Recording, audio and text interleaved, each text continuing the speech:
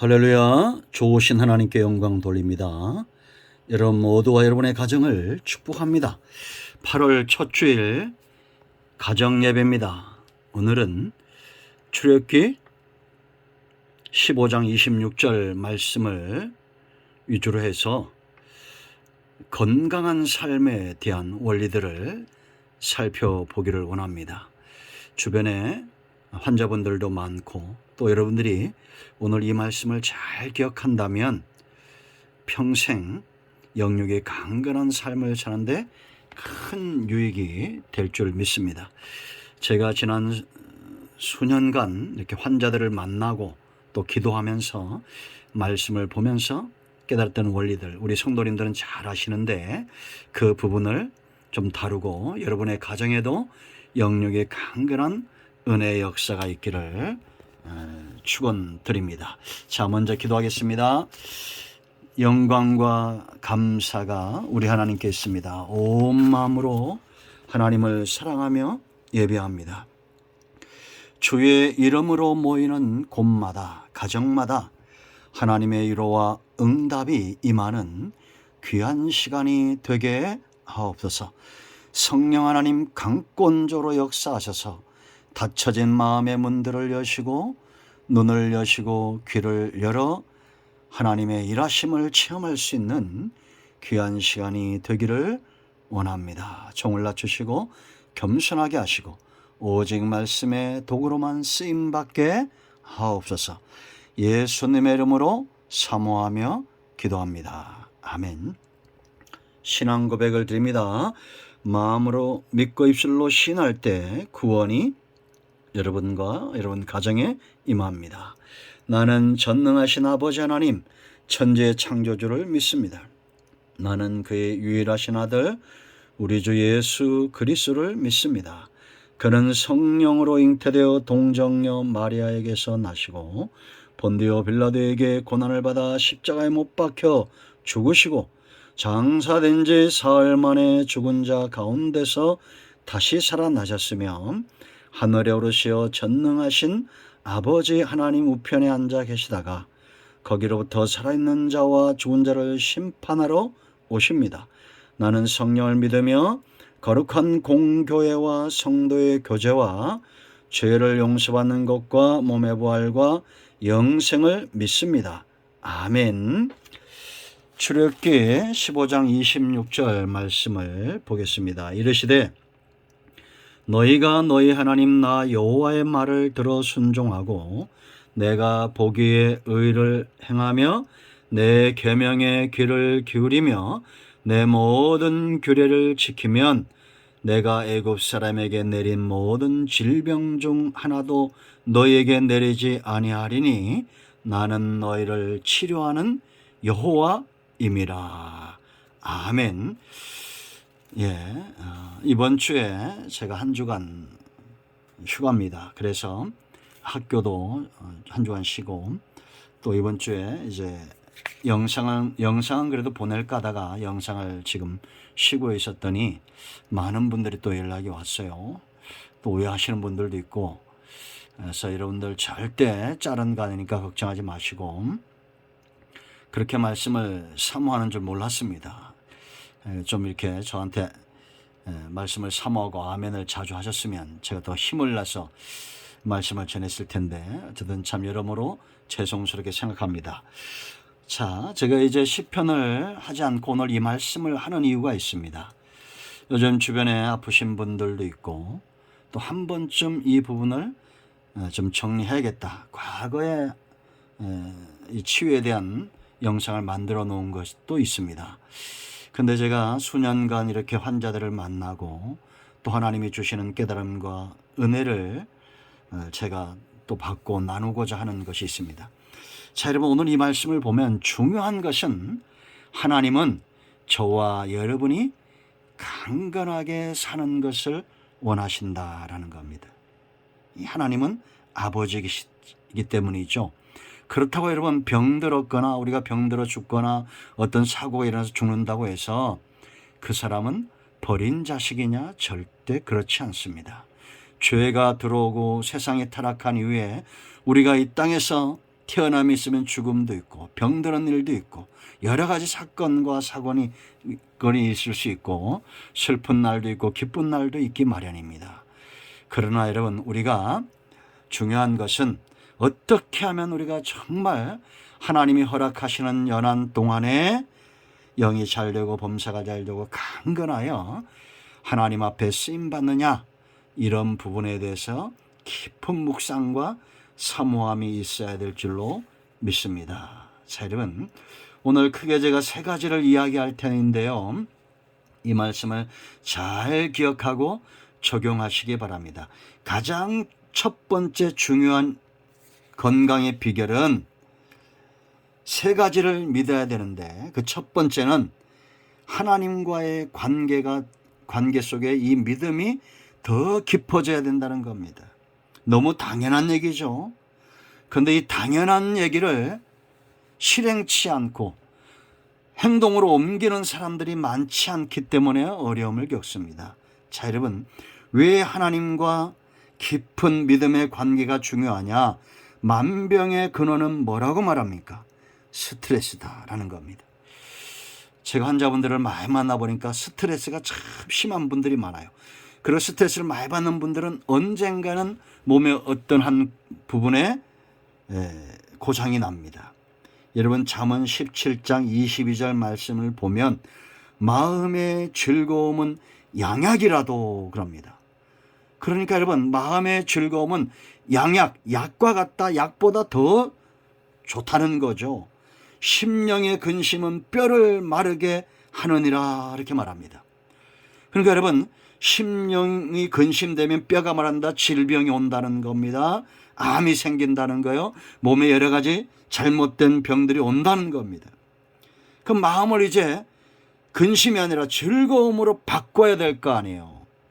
여러분, 의학적으로도 스트레스, 근심은 만병의 근원이다, 이렇게 말하잖아요. 그러면 어떻게 우리가 이 즐거움, 세상이 줄 수 없는 온전한 즐거움, 염려와 근심이 전혀 없는 온전한 즐거움은 어떻게 오겠습니까? 목자 곁에 양 같은 존재가 되면 됩니다. 여러분, 어린아이가 어머니의 젖을 빨 때 품속에 있을 때 그 잠든 모습을 보셨습니까? 왜 그렇게 평안하게 잠이 듭니까?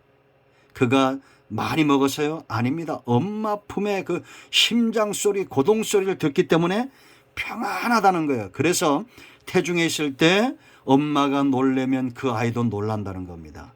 그런데 이 태어난 아이를 바로 출산하면 그 엄마의 가슴에 얹어준다고 그러죠. 그 심장 소리를 듣고 평안히 잠을 자는 거예요.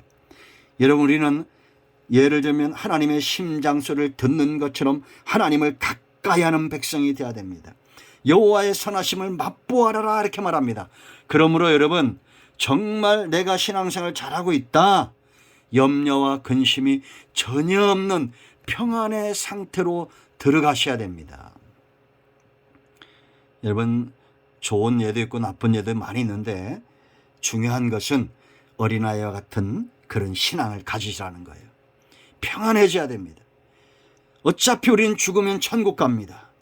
염려하지 말고 근심하지 말고 여러분의 심령을, 뼈를 상하게 만드는 그런 근심에 빠지지 말고 마음의 즐거움을 회복하십시오.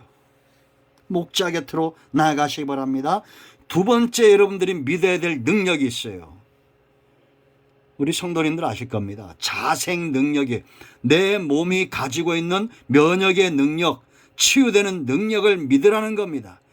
여러분, 우리가 손을 베거나 몸의 신체 일부를 다치면 어떻게 됩니까? 그 베인 부분을 낫게 하죠, 스스로 몸이. 이건 다른 부분도 마찬가지입니다. 우리 몸 안에 100조가 넘는 그런 세포가 있다는 겁니다. 그럼 사령관은 누구예요?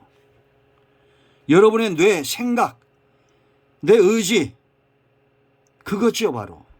그러므로 여러분들이 사령관이 돼서 100조나 넘는 그런 아군의 사령관이 돼서 몸에 좋은 것들을 공급해야 됩니다. 저는 제가 환자들 만나고 이런 얘기를 하면 믿음 없는 눈으로 쳐다보신 분들이 많아요. 참 그 신앙을 오해하는 겁니다.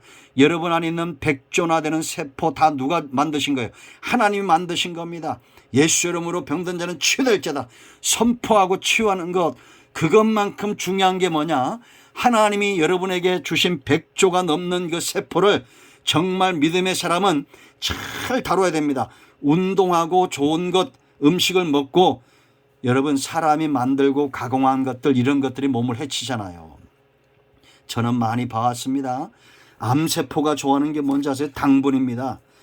그러니까 여러분 몸에 좋은 것을 찾아 먹어야지, 나쁜 세포들, 병원균들이 좋아하는 그런 것들 먹으면 안 돼요. 그리고 여러분 몸속에다가 술과 담배와 마약과 이런 것들을 집어넣는 어리석은 사령관이 되면 그 몸을 망치는 겁니다.